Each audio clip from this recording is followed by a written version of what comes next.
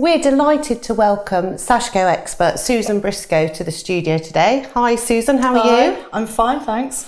Susan's a real authority on this traditional Japanese sewing technique, having written numerous books, as well as teaching workshops and studying the technique in Japan. So Susan, first of all, can you tell us what is Sashiko? Well, Sashiko started out really as stitching on farming and fishermen's clothes.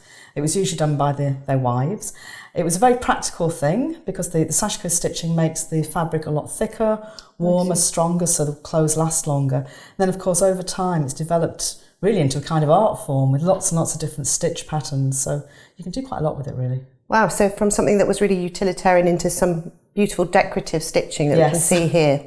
So what do we need to get to start a Sashiko project? What are the materials that you need? Well, you need fabric, thread, something to mark it with, and a needle to stitch it with. It's really quite basic kind of materials.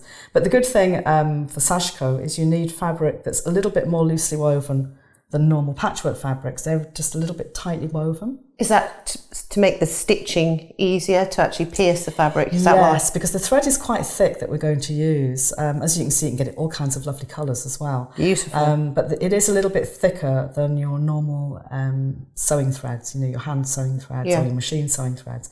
So the fabric needs to be that little bit more loosely woven. So with these fabric. specific threads for Sashiko then?